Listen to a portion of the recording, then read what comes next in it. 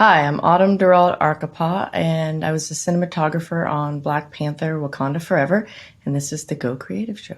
Today's episode is sponsored by Sony Venice. The Sony Venice has been used in more than 400 high-end feature films and productions across the world. For more information on the Sony Venice, visit sonycine.com. Hello and welcome to the Go Creative Show, a podcast for filmmakers. My name is Ben Consoli, and today we speak with Autumn Durald Arkapaw, the director of photography for Black Panther: Wakanda Forever. So that is coming up in just a couple of minutes. Of course, don't forget to follow us on your favorite podcast app so you never miss an episode. And here's the thing.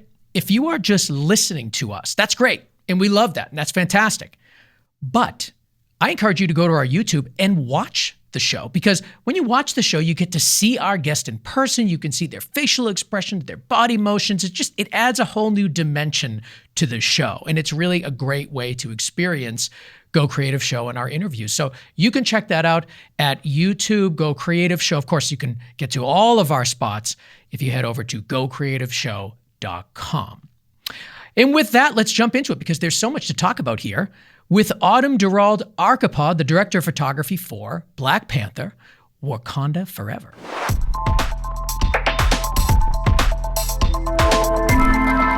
All right, I want to welcome Autumn Durald Arkapaw for coming on the show today. Autumn, welcome.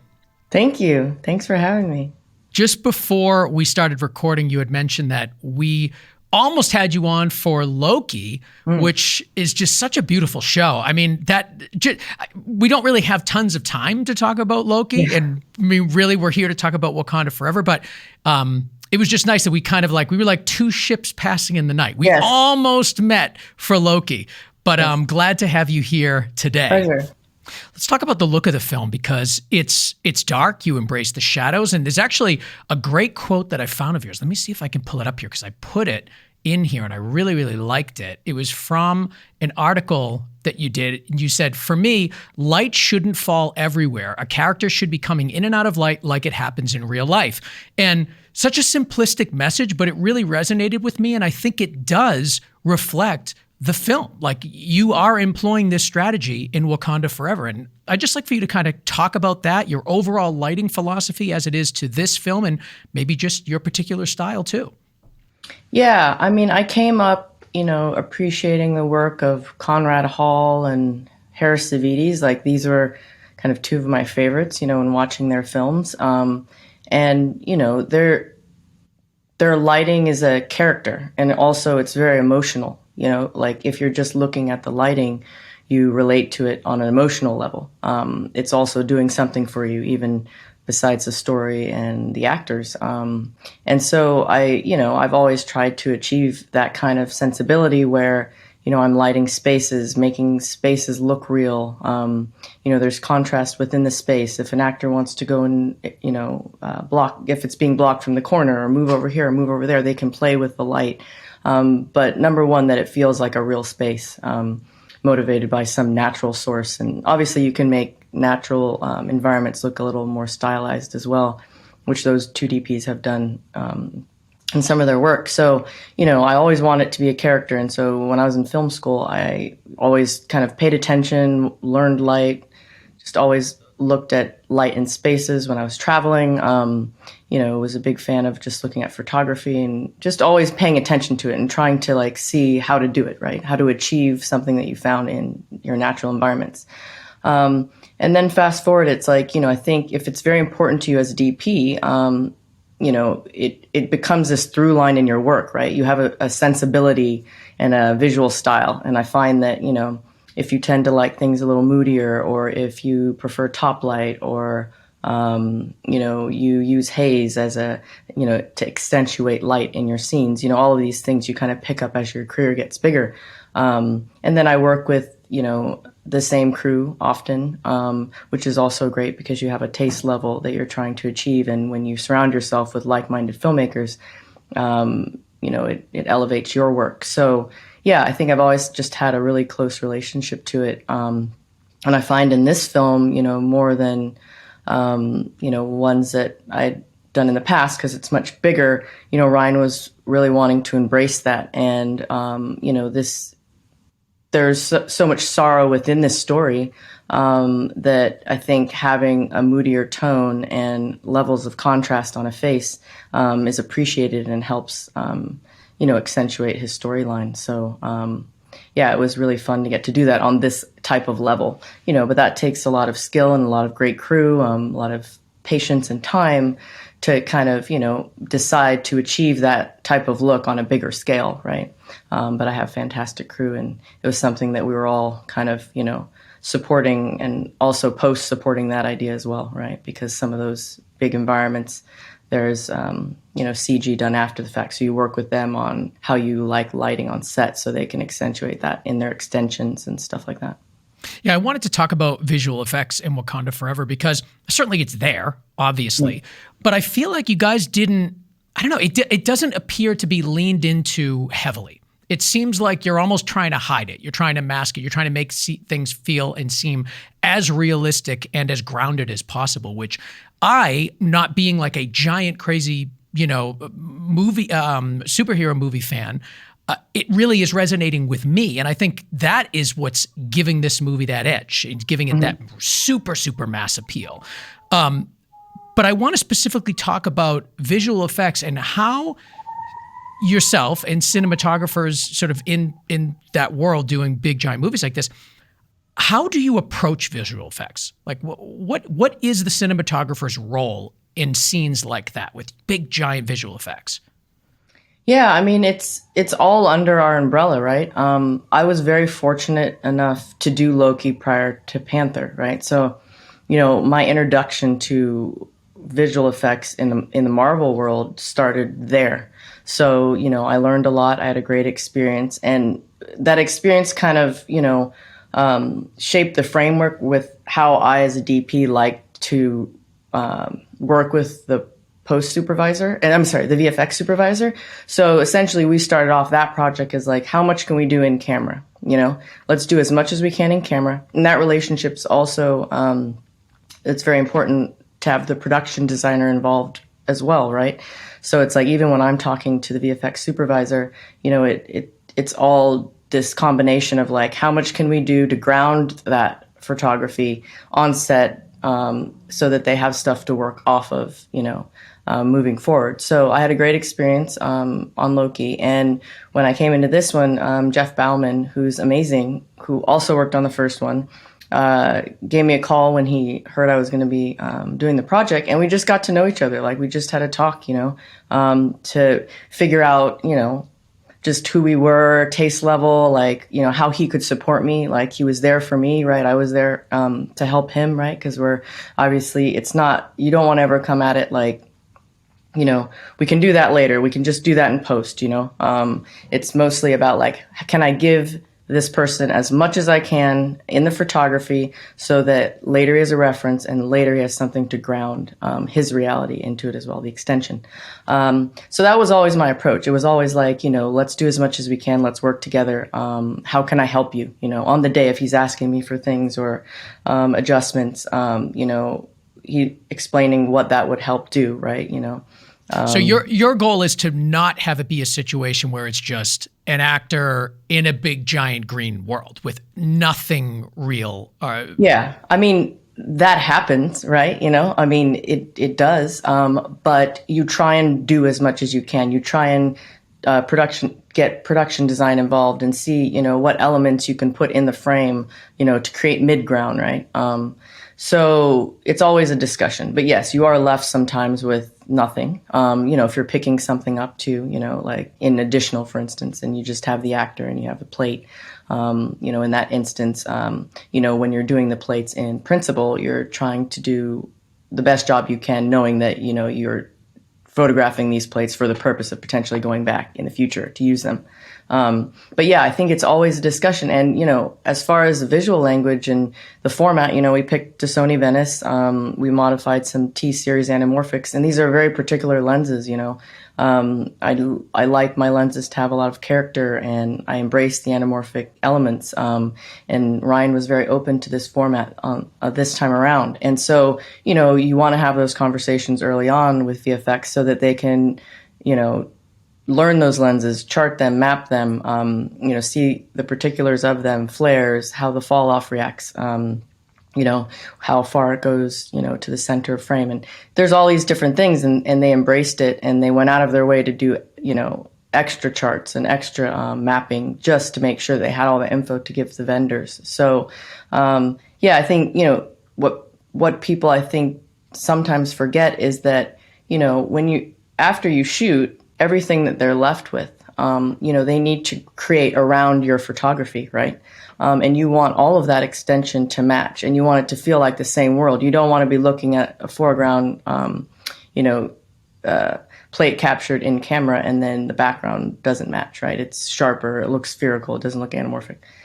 So there are all these things that, they go out of their way to have these conversations with you. And there's such a huge collaboration, and it was very rewarding for me to have their help and to be a part of it, and, be in the room and be able to be invited to, all those meetings and to work with them in post too. I was there every day in post when I did my DI. And I enjoyed that process very much. You've been quoted in saying that, the visual effects for Wakanda Forever were inspired by Terminator 2 and Alien, which it's like, I think about those two movies and I'm like, yeah, really, and maybe it's just our age demographic, I'm not sure, but it feels like that is the pinnacle of like the perfect blend between visual effects and this kind of like film grounded in humanity. And I think you guys did a really good job of that, which isn't always done in movies like this. It's just not. Sometimes it's supposed to be so fantastical. It's supposed to be, you really can't connect to it because it's just such a different world. But I think you guys did such a great job of that. And I think those are two great, inspirations for this film for sure. Mm-hmm. Yeah, I mean, it starts at the top, right? Ryan wanted it to feel real. Like he wanted the world to have texture, to have the audience be able to relate to it, to relate to the grief, but also relate to these, these expansive worlds that don't really exist in our reality, right? So I think having that kind of directive from the top, in discussing our references, but also in choosing lenses and format and working with VFX. I'm always thinking that, how to protect the image so that it feels real and it looks real, right? If I'm being bumped, then the audience is going to as well. How can I help do that? And that's all departments, right? Our production designer is amazing. Our costume designer is amazing. My crew's amazing. So that's always in our mind, right? What can we do here to make it feel real, like those references? Because I think that's always helpful if you don't get bumped by the fact that you're looking at visual effects. And it does happen, right? You're in a situation sometimes where it's tricky, right? You have people flying in the air and doing a lot of things that we're not used to seeing in reality. So, but I feel like, the scenes that work really well, that have more VFX in them, so many people went out of their way to try and make that blend, and we had lots of conversations and meetings, and I think that's what the audience is reacting to, because I think they feel like it does feel real, it looks real, in some of those crazy scenes where you have people flying in the air and, there's high speed, but then they, falling out of the sky into a fight sequence where there's a whale jumping over a bridge. Yeah, there's quite a bit going on that you don't normally see as you walk around. Yeah, you don't really have a reference for that. So, exactly. If I'm giving you the first reference, right, I would say that this is pretty successful. I mean, I thought that looked pretty great. They did a fantastic job. It looked incredible. And the part to me that I just fell absolutely in love with is the entire way that you guys sort of revealed Talokan and the underwater world and all that. I kind of feel like underwater and just water in general, since Waterworld, has been kind of like the next frontier of filmmaking. I feel like we're just now at a point where people are getting very realistic looking underwater scenes. And I mean, you guys were kind of first in the line of, Little Mermaid's coming out, you have Avatar coming out. There's a lot of attention to filming in what appears to be underwater. So I want to talk to you a little bit about that. And how did you approach those scenes to give it that realistic look? Yeah, again, I think having us all on the same page from the start, right? Because a lot goes into prep for this, right? Underwater. Like, so in prep, we had that directive of like, how much can we shoot underwater? So we have that reference. So we did this thing where we did everything that we could, in our testing phase. And this was very important to Ryan. And, obviously, Hannah, our production designer, was a fan of doing this as well. Like, how much can we shoot underwater? And then also shoot it dry for wet. So putting the camera in water with costumes to see how they react, with people to see how they move, how does hair move, putting sets underwater, how do those colors look, and then light, how does light fall underwater, distance, camera movement.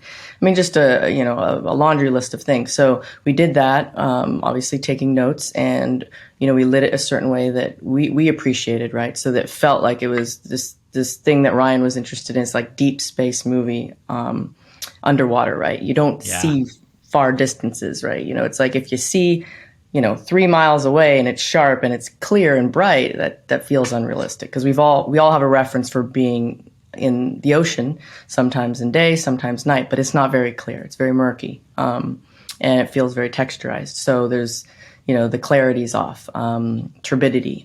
So all of these things we're testing, we're trying to find these levels that we appreciate. And, we have meetings and we take these notes, and then we do it again, dry for wet.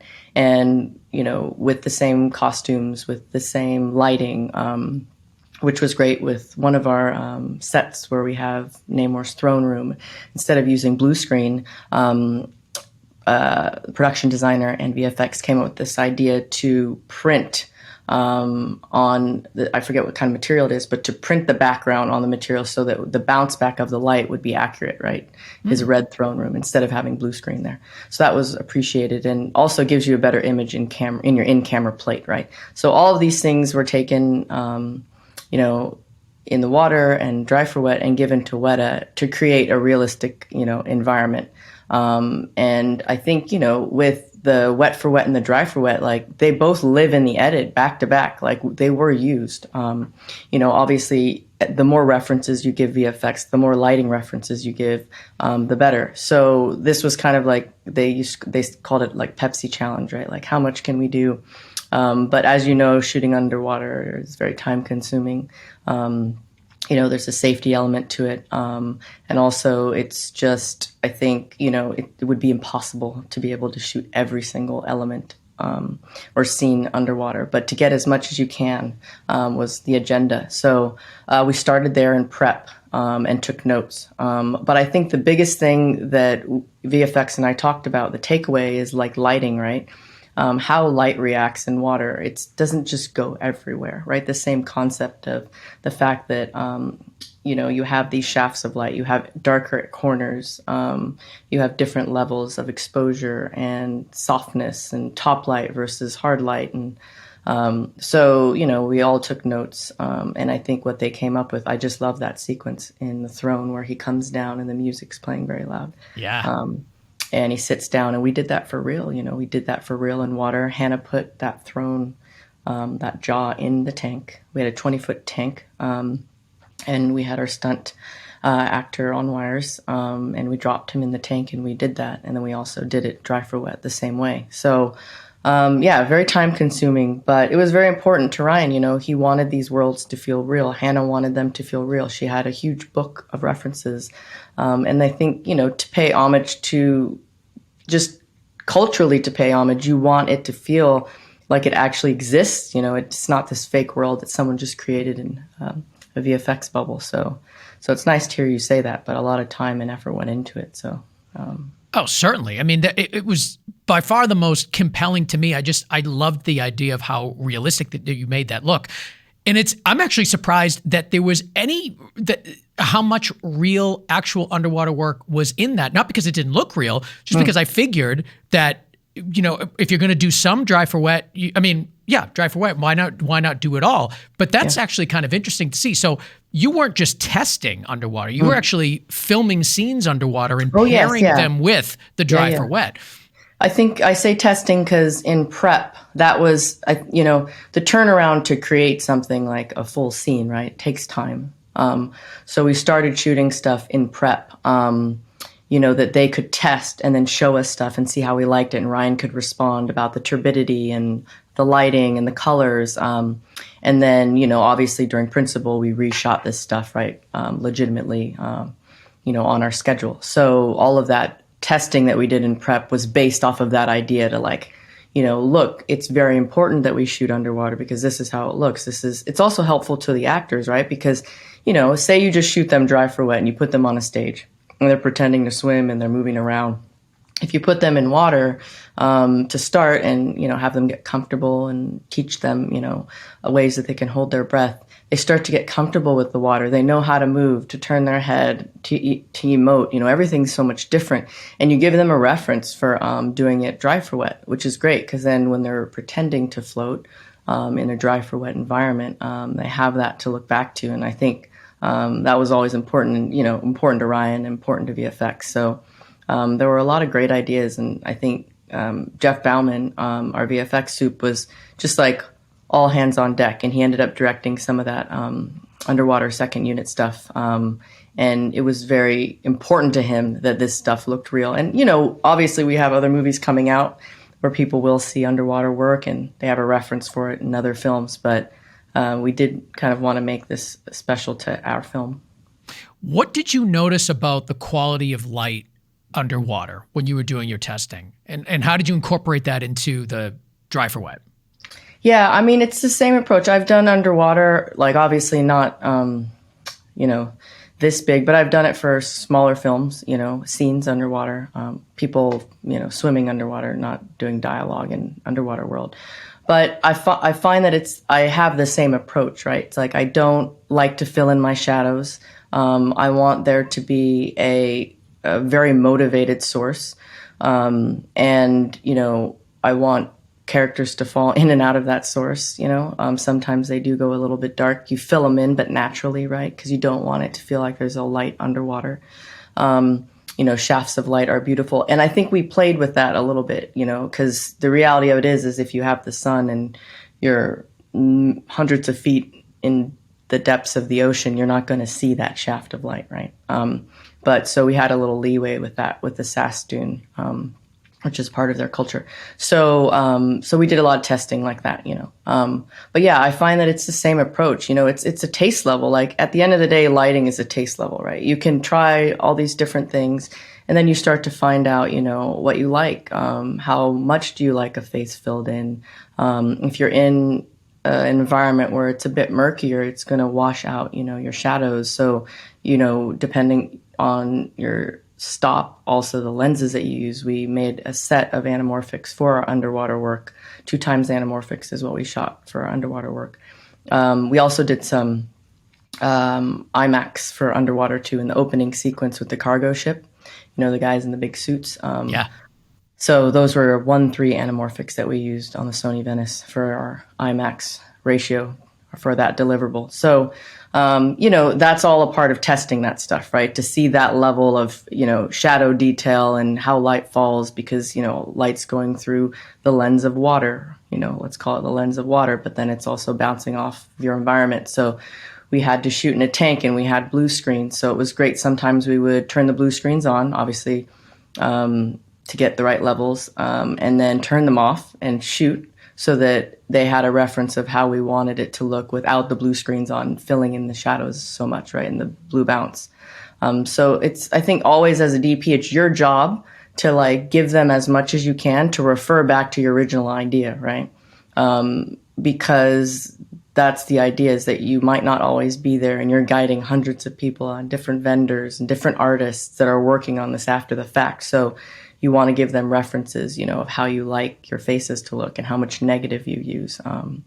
So yeah, I think, same approach, I always feel like same approach when you're looking at lighting, whether it's, in water or out of water.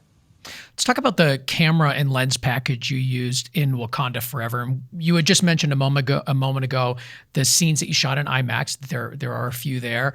We actually have a question from Christopher Sousa on Instagram asking exactly that. He wants to know, what was it like filming the scenes that you did in IMAX? So, we'll start there and then we'll talk about the cameras and take it from there. Yeah. I mean, Ryan's a huge fan of IMAX. I'm now a fan of IMAX, right? Because I think after Were you can not always, before? well, I guess I'll put it like this: IMAX now is a little bit different than IMAX as a kid, right? We grew up. It's like you're shooting IMAX, so it's like you have the big camera. It's IMAX, true IMAX. Yeah. Now we have different cameras approved for IMAX, so it's a little different. But now that I have been involved in that process, right? And I shoot with a Sony Venice, and I love that camera. I kind of, you know, it's something that bumped me at first because I'm like, if it's IMAX, it's got to be true IMAX, right? So, we did a bunch of testing to figure out which lenses to use, which camera to use. We came around to shooting with Sony Venice because gave us our 1.9 deliverable. But also, I still wanted to keep consistency with the lensing, right? I didn't want it to like cut to the IMAX sequences and all of a sudden it's like the ratio jumps. You're using the same camera, but you're just getting height. But then the lenses feel different. So we modified and we decided on the 1.3 anamorphic squeeze for the 1.9 deliverable, and we were still able to keep some of that kind of emotional anamorphic quality, but it didn't feel like it jumped so much, right? It didn't bump so much. And I tested a lot of different options to figure out how to get to that, end goal. And I think why I came around is because you have some of these sequences that feel larger than life. We ended up having some IMAX underwater sequences after we looked at them in post because some of them were all CG. We could extend them. And it felt so epic. It was a really nice touch to, kind of with the real photography. And we do jump back, in the edit if for those who see IMAX, it's not like we have the sequence in IMAX and then it cuts to the 2 times. There are some sequences in the third act where it goes back and forth. But I felt like it worked, So it's like to go through that whole process to like pick a camera, lenses, to pick, Ryan and I put a lot of thought into like which sequences would be IMAX. That was very important to him. So I think after I went through all that, I was like, okay, I see the value, even if you're not shooting on film, Yeah. What drew you to the Sony Venice as your option for filming? I mean, you had mentioned the 1.9, obviously, but what else? Was there other attributes of the camera that just lended itself perfectly to this story that you're telling? Yeah, I mean, I've shot, they're tools. Everything's a tool, right? And we have a lot of them. I mean, you shoot, so like they all say different things, right? And you kind of figure out just, the ins and outs of each tool, and then you figure out what you appreciate. And what bumps you or doesn't, or, kind of what's helping tell your story visually. So I've been shooting with other cameras, and then a director on a commercial introduced me to the Sony Venice. And so he called the camera. He's like, I've been using this camera. I love it. Try it out. And so I did. And I think at the time I shot, a 16:9 deliverable with anamorphics on the Sony Venice. And so I still had that anamorphic feeling, but not my 239 widescreen image. Mm-hmm. And so I was like, wow, this is it, just the color gamut. And I think, I just appreciated just the filmic quality that I was getting from the camera. And so then I kept shooting with it, kept testing it. It sees beautifully into the shadows. Again, the color science with Tom Poole is a colorist I work with. So he gave me a LUT. And at the time, I asked, and started shooting with that and just really appreciate it. So when Loki came around, my director on that was down with that. And, in that scenario, I got to really test it a lot and was very happy with it. So Ryan was very open to that camera and, he looked at some references. So he had a kind of idea of how it performed. But yeah, I just find that I get very filmic images from it, but also really good colors. And with the LUT that I like to use, I think, it helps me make the image look more like film, which is always my agenda, pretty much. Have you played with the Venice too? I have, yeah. I didn't. Did we use any? We were so fast moving. I think they tried to get some out to me on the shoot, and I'm not sure I ever used it on the main unit. But recently, I have used for smaller projects, and it's amazing as well. Like, obviously, higher ISO, which is always appreciated, and I think as far as like the shadow detail and what you get out of it is great, because sometimes you're just in those low light situations. So if you can keep rolling, it's always, production likes that. Did you get a chance to play with the Rialto for Wakanda Forever? Oh yeah, we use Rialto all the time, and I've used it previous to those projects a lot. Like when I was, starting out and using it on commercials. And my A camera operator appreciates that build, right? So you can either have it non-Rialto, where it's the camera which is heavier and a little bit bigger, or you can go Rialto, and it's very very small, and you can tether to the main unit. So he appreciated that, and it just allows you to kind of rig cameras in smaller spaces, and on a movie like this, that's always appreciated. And obviously you see we have a lot of our flying sequences where we would rig cameras on the sides and stuff. So it was great. Yeah, I'm just a big fan. And again, I feel like my agenda, and also Ryan too, appreciating it. It's like every choice that I make is so that it can look like film, in my opinion. Like how can this look more textured and filmic, like we were saying, those films that we appreciated growing up. I think one of the ways that you guys really added a lot of mood and drama into it was how much was at night. Like there's quite a bit. There's quite a few battles even just at night. And I'd love to hear from you, the gear choices you made and sort of your approach to filming those night scenes. Mm-hmm. Yeah, I mean, I love night sequences. I think, lighting plays such a huge role, when you do night exteriors, right? Because, you have to light it, right? And everyone pays attention to how it's lit. In some scenarios, you can make it more stylized. In some scenarios, you're wanting it to look more realistic, like the sequence when Namor's first revealed. And, it should feel like they're out there in the middle of nowhere, and they're just being lit by the moon and the fire, right? And we all know when you go out in the middle of nowhere, your eye adjusts to the moonlight, and sometimes if it's a full moon, it can be pretty bright and the shadows can be sharper. So again, it's like a taste level, right? It's like you're always trying to make something look realistic so the audience doesn't think it's shot on a stage, if some of these sequences are on a stage. Or if you're doing, night exteriors outside and you have big blue screens, that the extension feels realistic to the lighting that you're doing on set, right? Because that's also the key, is to have the extension match what you're doing in camera. But yeah, I have great crew. I mean, these are bigger night exterior sequences that require a lot of rigging. I've worked with my gaffer for years.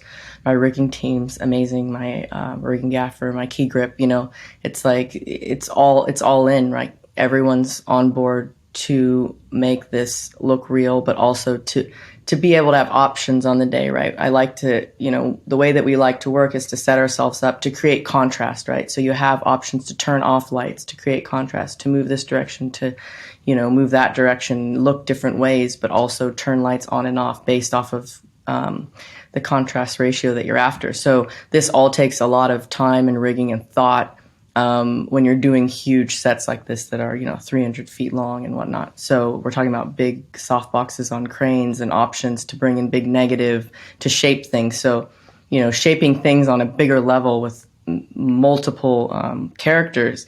It's not just like taking one light, right, and like shaping a face, which we also do. You can light broadly and give that ambient exposure, but also on the floor you do a little bit more for the face on the close-up. So yeah, I mean, it's taste, but it's also having great crew and making sure everyone knows what that kind of visual language is that you're trying to tell. So I find that in that sequence we were supposed to shoot out in the wild, and which was great because we're always trying to do as much as we can in realistic environment. But because of our schedule shift, we ended up shooting it in the colder months. So that sequence was on stage, and Hannah did a great job of making it look real, right? With greens, but then also my gaffer, is great because, creating that soft top light, but to taste, right? I think it's at a level, and then in combination with Tom Pool's LUT, I really do feel like you see into the shadows. You have Namor there, and he's lit only by the moonlight and a little bit of an edge from the fire that reaches right up the embankment. But he looks so mysterious, and it's beautiful. And then also the anamorphic lenses. We use this one really special lens that Ryan really loved, 35 millimeter. That's pre-expansion. And, you can get very close to it, and it's just such a beautiful lens. And I think the way light, how it handles light, it's very creamy, very dreamy. So if you know which scene I'm talking about when he comes out of the water, it's very dark.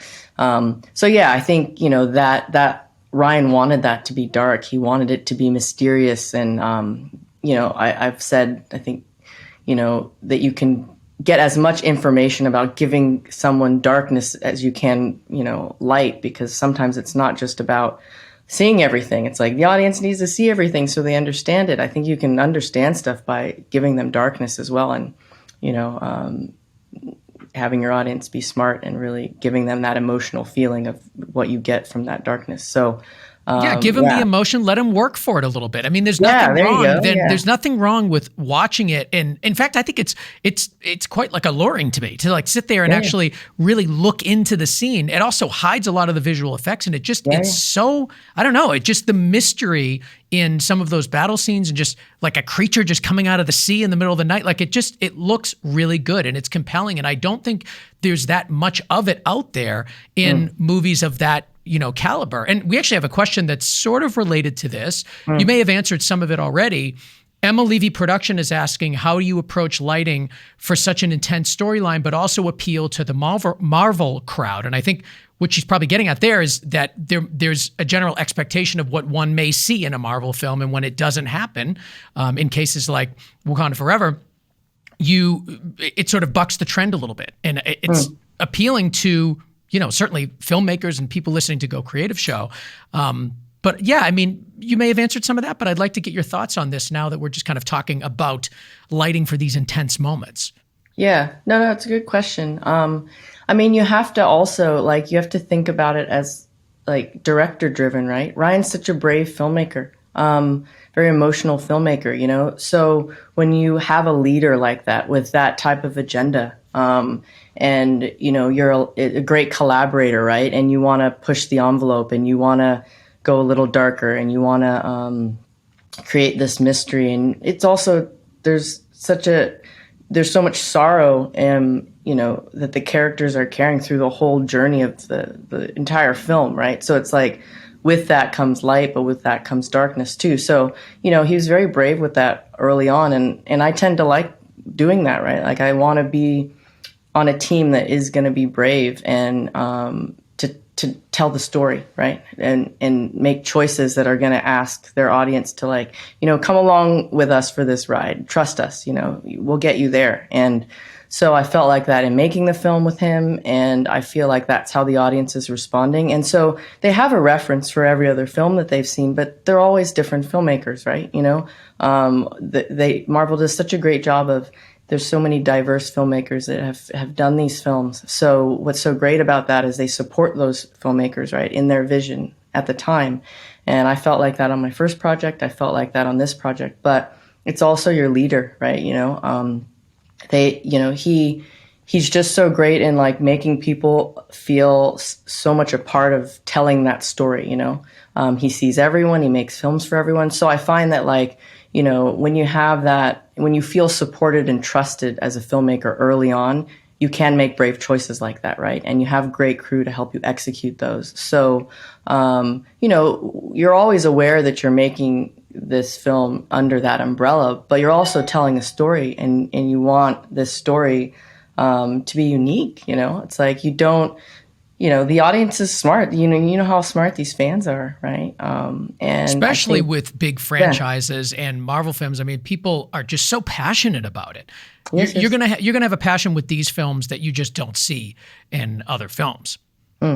Yeah, no, and I think and Ryan knows this. He's very savvy. He's a cinephile, and he's very aware of all of that stuff. But also the fact that we're introducing a new world. We're introducing different cultures, different, in our flashback sequences, in, just new costumes and production design, and all of that, wanting it to feel real, but also vibrant and textural and like dark. And this is how stuff exists, how we're used to seeing it when we look at photography or references, like realistic references, right? So I think trying to infuse that in a big umbrella like Marvel, where there are VFX, is so great, right? Because you have such a broad audience that gets to see it, right? And when you are brave like that, when you get the response and overall people are connecting, it's really satisfying to know that those choices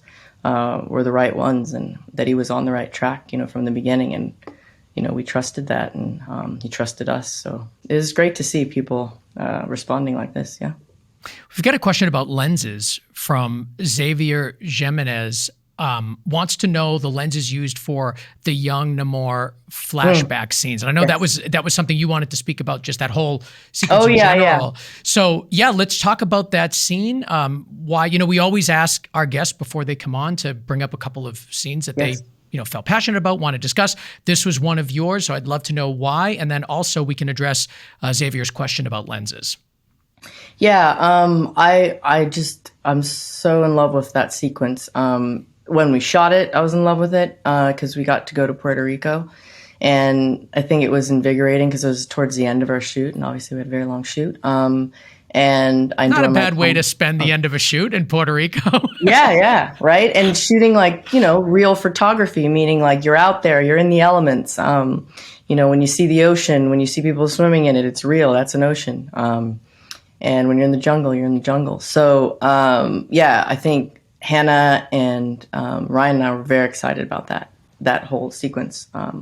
And so, also the energy that comes with filming in those environments, right? You kind of like feel like when you're younger and you're doing work and you're doing an indie and you're running around. And so we had a little bit of that in that sequence. And so I think, it was important to Ryan that we had this kind of through line of that the lenses also match this through line of grief and the fog of grief that can come over you sometimes.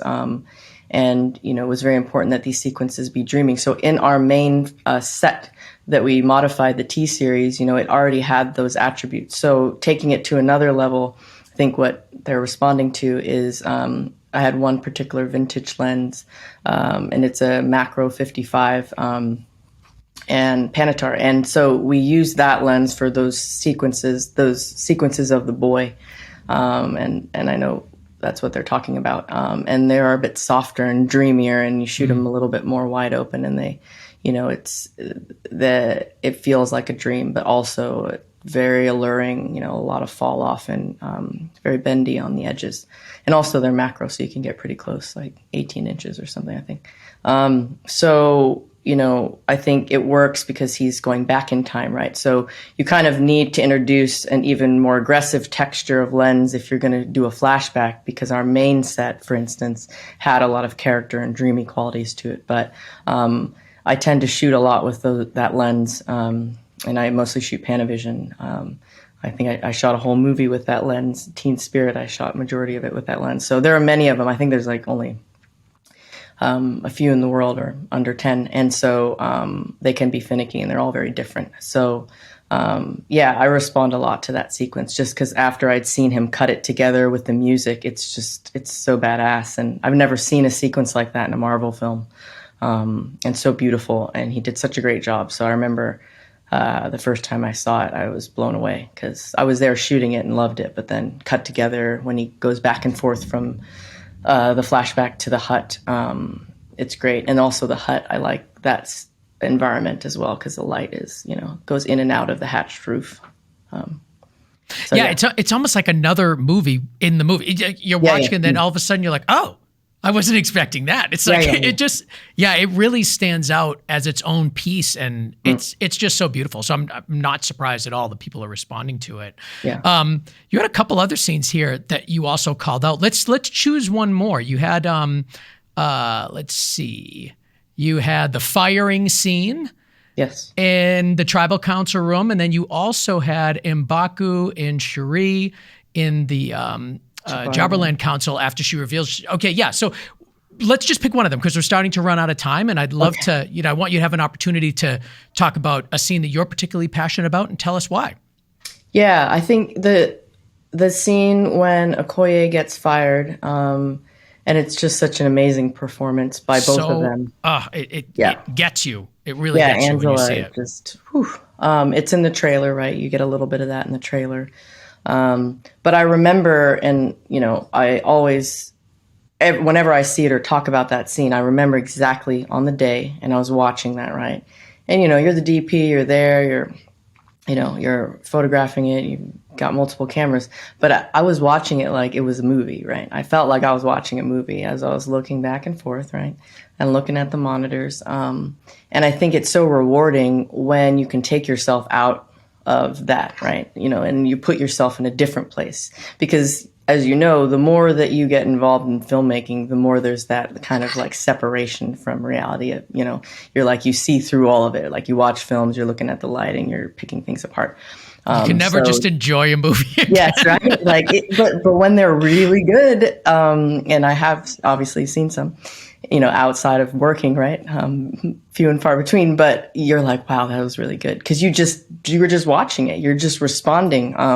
So I remember that day, and I was blown away, and I felt like when you have these great performances, and the scene is so amazing. It's beautiful scene, and the space and the production design, and my crew and the lighting, and the lens just knows where to go. It just finds itself, right? And so that lens that I love, the 35 that Ryan loves, I remember there's the shot of Okoye, and she's got that one tear, right? And we're a little bit lower, and I love to center punch, and it's just it's in the perfect spot, right? It's the perfect spot.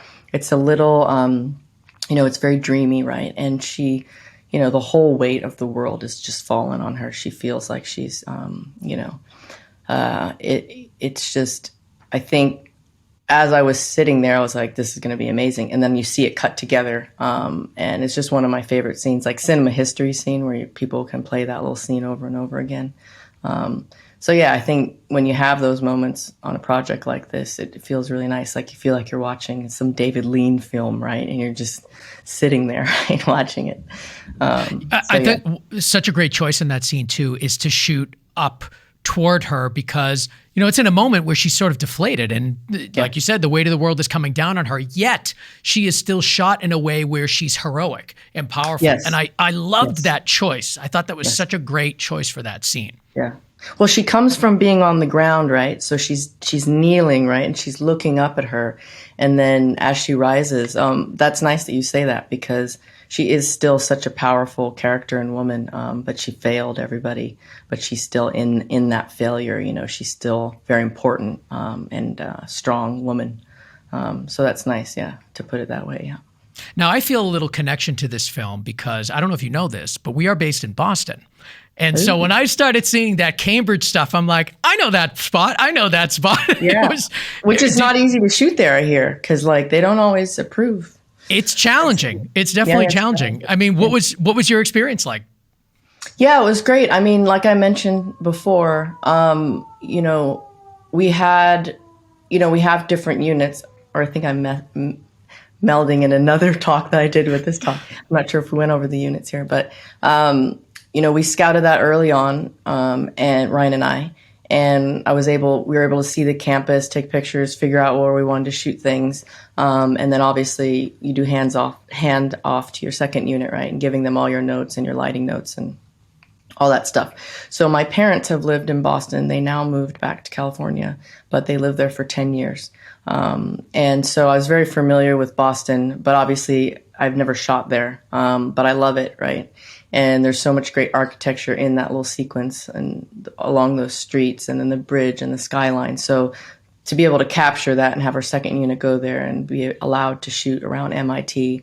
And then we recreated that bridge on our back lot for the fight sequence, which I think turned out really amazing, right? Yeah. So they built us that stretch of road. We probably had like 250 feet of that highway on the bridge with our practical fixtures, and then did extension for the skyline. And as you can see, like the skyline has the quality of the anamorphic lenses, and I think we sat the density down, and you can feel the texture of the night, right? I think it turned out really well. So I like that you have the Boston aspect, and then we were able to shoot that sequence with the car tumbling on our back lot, and all real. We flipped that car, we shot with Phantom, and they meshed together very nicely. And then also Riri's garage, that was actually shot in Atlanta. So yeah, I think the sequence works really well between second unit and our unit. But also just to get another cityscape in there, I think is always amazing on these films, right? Because you have so much story to tell. But also there are sequences that are just fun, right? You have fun watching Marvel film. And Ryan did a great job, I think, of like that little storytelling beat. And then we go, prior to that, we go in her garage, and it was his idea to do that Steadicam shot that feels like a oneer. I think it only has a couple cuts in it, but we shot it like a oneer. And I love that, right? When the camera's bouncing back and forth with the characters, and, it's very dark. So it's very cool. In our last couple of minutes, I just want to talk to you about your entry into this industry, because I was reading that you started your early days in an advertising agency, and you went to AFI kind of later in your 20s. And that's interesting to me, because I feel like, I don't know, I just feel like with age comes wisdom. And as you get through your 20s, that sort of youthful, like, I can do anything kind of fades away as you get later in your 20s. And to have somebody go into such a dreamer kind of career at that age and start then, it must have given you a different perspective in this whole, in filmmaking in general, in this particular industry. Almost like it must have been almost a little bit more realistic in your entry into filmmaking because of, getting into AFI a little bit later. Do you have any thoughts on that in general? Is there something about kind of igniting this career a little bit later in life that maybe changed your approach? That's a great question. Good job. Well, no, I've never been asked it like that, but I think, I find that, now in my career, I do a lot of talks. Like, I'll go back to AFI, and I love talking to students. And I was just in Poland at Camera Image, and there's a lot of young girls in the audience that come up to me and talk afterward. And I think it's important to always reflect at why you were just genuinely interested in the career to begin with. And then also, you're right, like later on, you do have a different perspective, because I went to school for art history, right? And I thought I wanted to do one thing, and then I realized that wasn't for me. And then I took a film genre course, and I started poking around, looking at films, and we would write about films. I think for me, it's like I just found like my biggest inspiration a little later, right? Because at AFI I was 27, and a lot of students in my class were coming from undergrads in film right into it. So I started out, not with as much knowledge as them. So I learned a lot from them, and I made a lot of mistakes, and they helped me because I didn't have a big portfolio or reel. Like, a lot of it was based in photography or like little small films I'd make with my friends. There's a lot of trial and error, but as your career grows, right, I think what's important is like that confidence and, that you speak of. And as you get older, you just more kind of secure and confident in your ideas, right? And so much of being a DP and being on sets is trying to help everyone understand what you're thinking in your head, because they need to know, right? You need to know how to explain that so that there's a through line in the visuals and visual language. So, I suppose because I was a little bit older, I was a little bit more driven to succeed at that, right? Because I quit my job in advertising, and I told my parents, I'm going to become a DP. And they're like, okay, what's that? Yeah. What's that exactly? What does that mean again? Okay, sure, you sure? I was like, yeah, I'm sure. I want to learn, get some loans, some great loans, and figure this out. And then I was lucky enough to shoot a feature in between my first and second year, which gave me lots of confidence, and we shot on film. So essentially I left the program with this film, that I could take out there and be like, I'm a DP now, I hadn't done it very much, but I think, baby steps. So I think my path helped me in the way that I needed it to. Some people started younger, some people go to film school, they don't. But I needed that environment, I think, for me to learn from my peers and to make mistakes and, to figure it out in film school. That was appropriate for me. And I think without that, I wouldn't be here today, because that's a big part of my journey. But I always tell students, it's you can figure out how to do this on your own, meaning they're should I go out there and meet this person, meet that person, or what do you suggest? And I was like, take your camera and walk around and look at lighting and capture stuff and frame it and figure out what you like and how you like to frame. And that's personal to you. And once you figure that out, then someone can hire you, and then you can, share that with them. But yeah, great question. Well, and great interview. We really appreciate you coming on. The film is Wakanda Forever, obviously. Like, we have to say that again. Everybody knows it. Everyone's probably seen it. They've probably seen it multiple times. Like, I know my producer, Connor, I think he's seen it 3 times now. Connor. Yeah, exactly, right? No, but I really appreciate it. I love your work, Autumn. I know we tried to get you in for Loki, but let's get you back on your next project, because I think there's still so much to talk about, and you're great on the air, and you're very forthcoming with your answers, and we really appreciate that. And of course, thank you to all the people that ask questions. There are a few that have yet to be unanswered. We just didn't have the time, but it is what it is. And you can find Autumn online on Instagram, so certainly you can ask her your questions through there too. But yeah, I really appreciate it, Autumn. Thank you so much for being on. No, it's such a great show, and very unique. So I think it's nice to be able to talk about like story and technical stuff, but also just everything. So thank you. Of course. Thank you. All right, I want to thank Autumn Durald Arkapaw, the director of photography for Black Panther, Wakanda Forever, and of course, all of you guys that asked your questions. I know we were able to feature 3 on the show, but there are others. I got them all here on my phone. I see you, I hear you. Yan Lo, thank you so much for your question. Andy O Digital, why did you pick the Sony Venice? We talked about that. Cinema Zay, what was your approach to low lighting scenes? We talked about that. So I think all of your questions were answered. I hope they were, and if they weren't, certainly let us know. We'll do our best to connect you, but you could find her on Instagram and you can ask her yourself. But we really appreciate it, whether we asked your question on the show or not. Thank you for asking it, and continue to ask, because we really do love the questions from all of you guys, and I try to incorporate it into the interview as much as possible. And with that said, I also want to thank Connor Crosby, who is our producer. You can find him at ignitionvisuals.com. I got it all screwed up. ignitionvisuals.com. And Dave Siegel, Siegel Sound. He mixes and masters and makes the show sound so good. Don't forget to follow us on Facebook, Instagram, Twitter, and YouTube, where you can not only hear the show, but see the show. All things Go Creative Show at gocreativeshow.com. And if you want to follow me, I'm at Ben Consoli, at BenConsoli on Instagram and Twitter. Thank you guys for joining us today, and we will see you next time on the next episode of the Go Creative Show, a podcast for filmmakers.